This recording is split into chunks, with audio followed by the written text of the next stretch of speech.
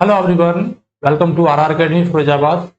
चलिए फ्रेंड्स, शुरू करेंगे हम आज की क्लास को। आज की क्लास में हम डिस्कस करने जा रहे हैं कुछ most important MCQs regarding letter and application writing, जो कि आपके झारखंड टीजीटी इंग्लिश और ईएमआरएस टीजीटी पीजीटी इंग्लिश के लिए इंपोर्टेंट होने जा रहे हैं। ठीक है, चलिएगा शुरू कर लेते हैं हम आज की क्लास को।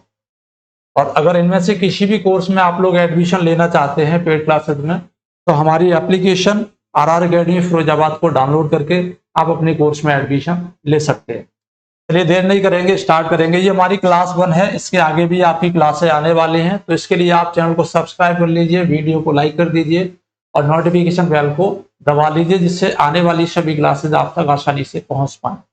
तो स्टार्ट करेंगे हम आज की क्लास को। क्वेश्चन नंबर 1 दिया गया आपकी स्क्रीन पर। आज की क्लास में जो क्वेश्चंस हैं लेटर राइटिंग से रिगार्डिंग, ये बहुत ही नॉर्मल, बहुत ही बेसिक क्वेश्चन है। आने वाली क्लासेस में थोड़े से एडवांस टाइप के क्वेश्चन में कराऊंगा। ठीक है, तो क्वेश्चन नंबर 1 है हमारी स्क्रीन पे, what is the primary purpose of formal business letter. यानी यहाँ पर दिया है फॉर्मल और साथ में दिया है बिजनेस लेटर। अब फॉर्मल का मतलब है औपचारिक, यानी जिसमें सभी तरीके की जो सावधानियां वो बरती जाती हैं, और वो लेटर कैसा है, बिजनेस लेटर। तीनों चीजें इसमें बोल दी गई हैं। तो इसका उद्देश्य क्या है, शेयरिंग ऑफ पर्सनल। तो यहाँ पर देखिए, बिजनेस लेटर में पर्सनल जो चीजें हैं वो शेयर नहीं की जाती हैं, बिजनेस से रिगार्डिंग की जाती हैं। एक्सप्रेसिंग इमोशनल, तो इमोशनल सेंटिमेंटरी बिजनेस में नहीं।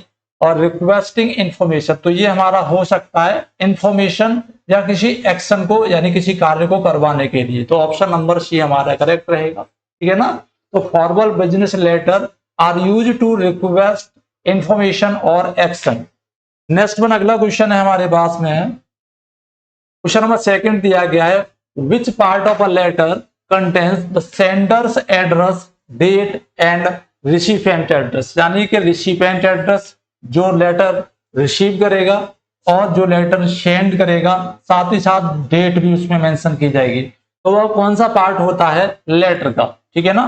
तो यहाँ दिया है सैल्यूटेशन, जिसको हम ग्रीटिंग भी बोलते हैं, तो इसमें तो ये नहीं होता, ये सेपरेट पार्ट है। Body is the main part of a letter, तो इसमें नहीं होता है। ठीक है ना। कॉम्प्लीमेंट्री क्लोज ये लास्ट में होता है, इसमें भी नहीं होता है। तो ये हमारा हेडिंग जो लेटर में सबसे ऊपर होता है। ठीक है ना। ये वाला जो पोर्शन होता है ये हमारा हेडिंग में आता है, इतना वाला। इसके बाद में जो नीचे है वो अपर पार्ट्स होते हैं, लोअर पार्ट्स होते हैं। तो ऑप्शन नंबर डी हमारा करेक्ट रहेगा, हेडिंग। नेक्स्ट बढ़ते हैं अगले क्वेश्चन पर। इन अ फॉर्मल लेटर, फिर से हमारा फॉर्मल लेटर है, which of the following is the most appropriative way to address the recipient when you don't know their name. कभी कभी होता क्या है, जैसे कि हम किसी जॉब के लिए एप्लीकेशन या फिर लेटर सेंड करते हैं, हमें नहीं पता कि सामने जो जॉब देने वाला व्यक्ति है वो कौन है। तो उस कंडीशन पे उसका नाम क्या, ये भी नहीं पता, यानी कुछ नहीं उसके बारे में पता है। तो हम जो एड्रेस करेंगे वो क्या करेंगे, dear friend to whom it may concern, hey there या हे, उसके बाद में रिसिपिएंट्स नेम। तो ऐसी कंडीशन पे जहां हमें कुछ नहीं पता हो उसके बारे में, then we have to use to whom it may concern. ठीक है ना। ऑप्शन नंबर बी हमारा करेक्ट रहेगा, जब हमें रिसिपिएंट के बारे में जानकारी नहीं हो। अगला क्वेश्चन है हमारे पास में, what is the purpose of the complimentary close. अब कॉम्प्लीमेंट्री क्लोज होता क्या है, जब आप लेटर लिख देते हो तो लेटर के लोअर साइड में जो कॉम्प्लीमेंट्री नोट लिखते हैं उसका मतलब क्या है यहाँ पे, तो to introduce the main content of the letter. तो लेटर के मेन कंटेंट को इंट्रोड्यूस करने के लिए हम सब्जेक्ट लाइन लिखते हैं। ठीक है ना। तो ये हमारा होगा नहीं, इसको क्रॉस करिए। इसके बाद में टू एक्सप्रेस ग्रेटिट्यूड और बेस्ट विशेष, तो ये हमारा आंसर हो जाएगा, that is the right answer, option number B. Okay, next one, अगले क्वेश्चन पर चलते हैं। क्वेश्चन नंबर 5 है, which type of letter is typically written to convey personal news. यहाँ पे पर्सनल चीजों की बात हो रही है, अपडेट्स की बात हो रही है और पर्सनल फीलिंग्स की बात हो रही है टू फ्रेंड्स और फैमिली। तो फ्रेंड्स और फैमिली ऐसे लोगों को जो अपने पर्सनल फीलिंग्स, पर्सनल जानकारी से संबंधित जो लेटर भेजे जाते हैं उनको हम पर्सनल लेटर बोलते हैं या फिर इनफॉर्मल लेटर्स बोलते हैं। ठीक है ना। तो बिजनेस लेटर हमारा नहीं होगा, फॉर्मल लेटर हमारा नहीं होगा, इनफॉर्मल लेटर ये हमारा हो जाएगा। यहाँ पर हम पर्सनल लेटर भी लिख सकते थे। ठीक है ना, पर्सनल लेटर भी लिख सकते थे। नेक्स्ट वन, अगला क्वेश्चन है हमारे पास में, क्वेश्चन नंबर दिया गया है, इन एन ईमेल। यहां पर बात की जा रही है ईमेल की। तो बिल्कुल भी घबराइएगा नहीं। जरूरी नहीं है कि लेटर राइटिंग दिया गया है तो ईमेल नहीं आएगा। सिलेबस में ईमेल का मतलब भी लेटर राइटिंग से लगा दिया जाता है, तो डोंट वरी, ईमेल के क्वेश्चन आपके आ सकते हैं।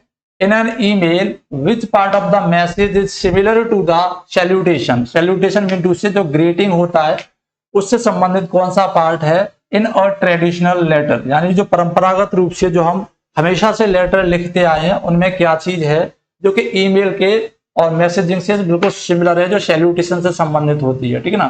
तो लेटर में सैल्यूटेशन होता है, अब ईमेल में क्या होगा इस जगह पर, तो सब्जेक्ट लाइन नहीं होगी, ठीक है ना। Opening line, body of the email, body of the email का मतलब है कंप्लीट ईमेल, जो हम लिखते हैं वो कंप्लीट ईमेल, और सिग्नेचर, तो भाई ये नहीं है, ये भी नहीं है, ये भी नहीं है, केवल ऑप्शन नंबर बी होगा, ओपनिंग लाइन, ठीक है ना। जब हम किसी ईमेल की शुरुआत करते हैं तो जो ओपनिंग लाइन होती है हाय, ठीक है ना, जिसके लिए लिखी जा रही है उसका नाम डाल देते हैं, हेलो सर, ठीक है, ये सभी चीजें, तो यही हमारी जो ओपनिंग लाइन है, यही हमारा सैल्यूटेशन होता है ईमेल में। नेक्स्ट वन, अगला क्वेश्चन है, what is the purpose of the subject line in an email. देखिए, चाहे वो ईमेल में सब्जेक्ट लाइन हो या फिर हम लेटर में लिखें, सब्जेक्ट लाइन का मतलब एक ही होता है। सब्जेक्ट का मतलब विषय, जिस विषय पर हम कोई पत्र या ईमेल लिख रहे हैं, ठीक है ना, वो चाहे किसी भी चीज में, तो सब्जेक्ट का मतलब सेम ही होता है। To provide a brief overview of the email's content, यानी ईमेल में जो लिखा गया है उस ईमेल के बारे में संक्षेप में एक बात बोल देना, ठीक है ना। तो यहां पर जो आंसर हो जाएगा ऑप्शन नंबर ए हमारा करेक्ट हो जाएगा, एक brief overview of the email's content. Next one, अगला क्वेश्चन है हमारे पास, पूछा जा रहा है, when closing a formal letter which of the following is suitable choice for the complimentary close, यानी लास्ट में जो हम क्लोज करते हैं लेटर को या ईमेल को, उसके लिए सुटेबल कॉम्प्लीमेंट्री क्लोज क्या होगा, और कहां पर, ए फॉर्मल लेटर, यानी कि औपचारिक पत्र की बात हो रही है जिसमें हम बिजनेस लेटर को शामिल करते हैं, ठीक है ना। तो बिजनेस लेटर में कॉम्प्लीमेंट्री क्लोज हमारा क्या होगा, लव, तो लव तो भाई पर्सनल में होगा, रिगार्ड्स हमारा आंसर हो जाएगा, that is the correct. See you soon, ये भी हमारा पर्सनल में होता है, टेक केयर में भी पर्सनल होता है, ओके, ऑप्शन नंबर बी हमारा करेक्ट रहेगा। नेक्स्ट वन, क्वेश्चन नंबर 9 है, in a letter what is the term used for mistakes that have been corrected by the crossing them out and writing the correction, यानी कि letter में अगर कोई correction कर दिया जाता है किसी वर्ड को, तो उसके लिए कौन सा टर्म हम इस्तेमाल करते हैं, तो वो टर्म हमारा क्या है, एब्रीविएशन, ये शॉर्ट एंड फॉर्म होती है तो ये नहीं होगा, ठीक है ना। पोस्ट स्क्रिप्ट, ये एडिशनल इंफॉर्मेशन होती है, ये भी नहीं होगा। करेक्शन और क्रॉस आउट, तो क्रॉस आउट को हटाइए, ऑप्शन नंबर सी हमारा करेक्ट रहेगा, ठीक है ना। आगे बढ़ते हैं नेक्स्ट वन, अगले क्वेश्चन पर। क्वेश्चन नंबर दिया, what is the purpose of a post script, जिसके बारे में अभी अभी जस्ट मैंने बताया, पोस्ट स्क्रिप्ट को हम पीएस से डिनोट करते हैं। तो किसी लेटर में पोस्ट स्क्रिप्ट का उद्देश्य क्या होता है, क्यों हम ऐड करते हैं postscript, to introduce the main topic of the letter, तो main topic of the letter को इंट्रोड्यूस करने के लिए हम सब्जेक्ट लाइन का इस्तेमाल करते हैं, तो ये हमारा नहीं होगा। To apologize for any mistake in the letter, अगर लेटर में कोई मिस्टेक हो गई है तो लास्ट में लिखेंगे कृपया माफ कर दीजिएगा अगर लेटर में कोई गलती हो, तो ऐसा नहीं होता है, ये ऑप्शन गलत है। To add an afterthought और एडिशनल इंफॉर्मेशन, तो एडिशनल इंफॉर्मेशन को ऐड करने के लिए हम लिखते हैं पोस्ट स्क्रिप्ट, नोट करिएगा, that is the correct option. Next one, which part of a formal letter comes after the salutation and introduces the main content of the letter? देखिए, सबसे पहले हमारा क्या होता है, हेडिंग वाला पोर्शन होता है, ठीक है ना। उसके बाद में हमारा क्या होता है, जो सैल्यूटेशन होता है वो होता है, ठीक है। उसके बाद में हमारा सब्जेक्ट होता है, सब्जेक्ट का मतलब जो विषय, उसके बाद में मेन कंटेंट होता है। तो आंसर हमारा क्या हो जाएगा, subject line, option number B will be correct answer. कहीं कहीं पे आपको देखने के लिए मिल जाता है body of the letter, but ये हमारा एक्यूरेट है, सब्जेक्ट लाइन। नेक्स्ट वन, अगला क्वेश्चन है हमारे पास में, क्वेश्चन नंबर 12 दिया गया है, which type of letter format aligns all lines to the left. Aligns का मतलब है, जैसे मैंने ये लेटर, ये जो टाइपिंग की है, इसमें जो अलाइन है वो क्या है, लेफ्ट साइड में, यानी जो लेटर चल रहे हैं सभी लेफ्ट साइड में चल रहे हैं, ठीक है ना। तो which type of letter format align all line to the left, ऐसा कौन सा लेटर होता है जिसमें सभी जो लाइनें होती हैं लेफ्ट मार्जिन में होती हैं, इस साइड में। And does not include indented paragraphs, यानी इसमें इंडेंटेड पैराग्राफ नहीं होता। इंडेंटेड का मतलब है जैसे मैंने कोई लाइन लिखी, एक लाइन मैंने ऐसे लिखी, फिर दूसरी लाइन मैंने ऐसे लिखी, फिर तीसरी लाइन मैंने ऐसे लिखी और चौथी लाइन ऐसे लिखी, यानी यहां पर जो डिस्टेंस है वो सेम डिस्टेंस है। लेकिन इस तरीके की जो लाइन होती है, जैसे पहली लाइन मैंने ऐसे लिखी, दूसरी मैंने ऐसे लिखी, तीसरी मैंने ऐसे लिखी, चौथी मैंने ऐसे लिखी, तो इसको बोलते हैं, जो स्पेस दे दिया जाता है ये होता है हमारा इंडेंटेड पैराग्राफ। क्लियर है? तो वो कौन सा होता है? Semi block format, full block format. तो याद रखिए this is the right answer, option number B. Full block format में सभी लाइनें, हर एक एलिमेंट, ठीक है ना, जो भी चीज होती है लेटर में, सब कुछ लेफ्ट हैंड साइड से स्टार्ट होती है और उसमें कोई भी स्पेस नहीं दिया जाता। कोई भी लाइन यहां से स्पेस छोड़ के नहीं चलती, सारी की सारी जो लाइनें होती हैं वो बिल्कुल मार्जिन से सटी हुई होती हैं, ठीक है ना, ऐसे होती हैं, इस तरीके से नोट कर लीजिएगा। आगे बढ़ते हैं अगले क्वेश्चन पर। नेक्स्ट क्वेश्चन है, in a formal letter if you know the recipient's names and title which salutation is appropriate. बात हो रही है फॉर्मल लेटर की। फॉर्मल लेटर में अगर हमें रिसिपिएंट्स का नेम पता है जिसको लेटर भेजा जा रहा है, तो हमारा जो सूटेबल सैल्यूटेशन यानी कि जो ग्रीटिंग है वो क्या होगा। ऑप्शंस आपके सामने है, डियर सर, डियर मैडम। अगर हमें नेम पता है तो क्या इतना छोड़ देंगे, भाई नाम पता है नाम को। To whom it may concern, जब किसी का नाम नहीं पता होता है तब हम इसको लिखते हैं हाय। हाय का यूज नहीं करते हम, ठीक है ना। डियर मिस्टर या मिसेज, और उसके बाद में उसका जो लास्ट नेम है, जैसे डियर सागर, ठीक है ना, डियर गुप्ता, इस तरीके से। ऑप्शन नंबर डी हमारा करेक्ट रहेगा। अगला क्वेश्चन है हमारे पास, question number 13. Which of the following is not a component of a formal letter's address block? अब एड्रेस ब्लॉक क्या होता है? एड्रेस ब्लॉक का मतलब है जहां पर एड्रेस से संबंधित सारी चीजें होती हैं, यानी कि जो हेडिंग होती है वो एड्रेस ब्लॉक होता है एक तरीके से, upper part of a letter. अब ये क्या है, हमारा एड्रेस ब्लॉक है, मतलब ऊपर वाला हिस्सा। मे बी की एड्रेस इस साइड में भी हो सकता है, क्योंकि अलग अलग ब्लॉक फॉर्मेटिंग में अलग अलग तरीके से एड्रेस लिखा जाता है। किसी में इस साइड में सेंडर का एड्रेस होता है और रिसीवर का जो एड्रेस होता है वो इस साइड में होता है। तो उसमें क्या क्या चीजें होती हैं, सेंडर का एड्रेस हो गया, रिसीवर का एड्रेस हो गया और रिसीवर का नेम हो गया। क्लियर है? एक दो तीन चीजें। तो सेंडर से address yes, recipient address name yes, और रिसिपिएंट एड्रेस यस, ये तो होती हैं। विच of the following is not, यहां पूछा गया नहीं होती है, तो सैल्यूटेशन नहीं होता है, क्योंकि सैल्यूटेशन जो क्या है वो इसके बाद में यहां पर होता है। ओके, नोट करिएगा। आगे बढ़ते हैं अगले क्वेश्चन पर। नेक्स्ट क्वेश्चन है, what is the purpose of using bulleted और नंबर्ड लिस्ट। बुलेटेड और नंबर्ड लिस्ट का मतलब ये है, जैसे हम जब अपनी स्टडी के लिए नोट्स बनाते हैं ना, नोट्स, तो इस तरीके से नंबर डाल देते हैं, point number 1, point number 2, point number 3, या फिर हम उसको बुलेट कर दें, स्टार क्रॉस कर दें, इस तरीके से कुछ भी कर दें XYZ, तो ये क्या है, बुलेटिन हो जाती है, उसके बाद में लाइन्स होती हैं।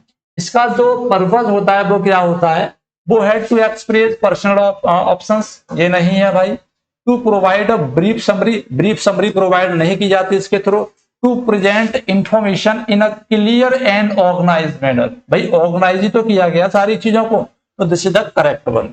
ओके, अगला क्वेश्चन है हमारे पास में, which type of letter format indents the sender's address. देखिए सेंडर्स एड्रेस, डेट और क्लोजिंग ये होनी चाहिए उसमें इंडेंट्स, ठीक है ना, but aligns the recipient's address and the body of the letter to the left margin, यानी कि सिर्फ बॉडी ऑफ द लेटर यानी जो मेन कंटेंट है वो, और रिसिपिएंट्स एड्रेस है वो, यानी जिसको लेटर भेजा जाना है वो लेफ्ट मार्जिन में हो। मतलब रिसिपिएंट्स इस तरीके से समझिए, इधर सेंडर एड्रेस होना चाहिए,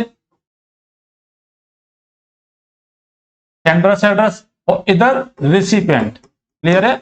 ये वाला, तो ये वाला जो फॉर्मेट है वो कौन सा होगा, semi block format, full block format, modified block format और हैंगिंग इंडेंट्स फॉर्मेट। तो मैं यहाँ पे आपको तीनों फॉर्मेट समझा देता हूं जिससे आपको कोई कंफ्यूजन नहीं होगी। देखिएगा, सबसे पहले जो प्रचलित है, इसमें किसी भी तरीके से मिस्टेक होने की कोई संभावना नहीं है, तो वो डायरेक्टली हमारा होता है फुल ब्लॉक फॉर्मेट, जिसमें सारी चीजें जहां होती है लेफ्ट हैंड साइड से स्टार्ट होती है, ये भी लेफ्ट हैंड साइड में होता है। इसके बाद में हमारा आता है मॉडिफाइड ब्लॉक फॉर्मेट। इसमें थोड़ा सा ध्यान रखना पड़ता है, इसमें थोड़ा सा ध्यान ये रखना पड़ता है कि इसमें जो सेंडर से एड्रेस है, जो लेटर भेज रहा है, ये हमारा कहाँ होता है, ये हमारा राइट हैंड पे होता है, और ये जो होते हैं ये हमारे लेफ्ट हैंड पे होते हैं। और जो मेन बॉडी कंटेंट है वो हमारा एज इट एज होता है, जिसमें कोई भी इंडेंटेंट नहीं होती, कंटिन्यूअसली लाइन होती है, जैसे एक ही डिस्टेंस से सभी लाइनें होती हैं। लाइन के बीच में क्या होता है, एक स्पेस होता है, मतलब ये स्पेस होता है, ऐसे करके थोड़ी सी लाइनें इस तरीके से बीच में छोड़ दी जाती हैं, ठीक है, ऐसे करके। इसके बाद में हमारा सेमी ब्लॉक फॉर्मेट है। तो सेमी ब्लॉक फॉर्मेट में क्या होता है, पैराग्राफ के बीच में स्पेस होता है, लाइनों के बीच में, क्लियर। हैंगिंग इंडेंट फॉर्मेट में क्या होता है कि जो पैराग्राफ होता है मेन बॉडी का, उसमें पहली लाइन को इंडेंट किया जाता है, इस तरीके से होती है, यानी पहली लाइन को थोड़ा सा गैप देकर तब लिखा जाता है। इस तरीके से आपको ये याद रखने हैं, क्लियर है। आगे बढ़ते इसका आंसर हो गया हमारा option number C, modified block format में सेंडर का एड्रेस इस साइड में होता है, रिसीवर नेम एड्रेस इस साइड में होता है, और जो लेटर बॉडी कंटेंट है वो सेम इसी तरीके से रहता है, इसमें कोई भी इंडेंट यूज नहीं की जाती है, ये आपको ध्यान रखना है। अगला क्वेश्चन है, what is the primary purpose of the signature. Signature line का मतलब और सिग्नेचर लाइन का पर्पस यानी कि उद्देश्य क्या है, at the end of a letter. तो सिग्नेचर लाइन करती क्या है, सिग्नेचर लाइन का मतलब सिग्नेचर, ठीक है ना, to indicate the sender's address. तो भाई सिग्नेचर लाइन से सेंडर एड्रेस इंडिकेट नहीं किया जा सकता। To provide additional contact information, इससे एडिशनल कॉन्टेक्ट इंफॉर्मेशन हमें नहीं मिलती केवल सिग्नेचर से। To include a postscript, तो पोस्ट स्क्रिप्ट सिग्नेचर लाइन नहीं होती है। To validate the authenticity of a letter, this is the right one, यही हमारा आंसर है ऑप्शन नंबर डी। आगे बढ़ते हैं अगले क्वेश्चन पर।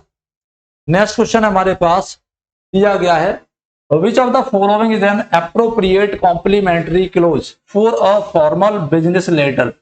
फॉर्मल बिजनेस लेटर के लिए कॉम्प्लीमेंट्री क्लोज क्या होगा, तो लव नहीं होगा, yours truly, see you later नहीं होगा, और बेस्ट विशेज ये नहीं होगा। ये जो चीजें हैं 1 2 3 ये सभी किसके लिए, पर्सनल के लिए। तो ऑप्शन नंबर बी हमारा करेक्ट है, योर्स ट्रूली, नोट कर लीजिएगा, योर्स ट्रूली योर फेथफुल।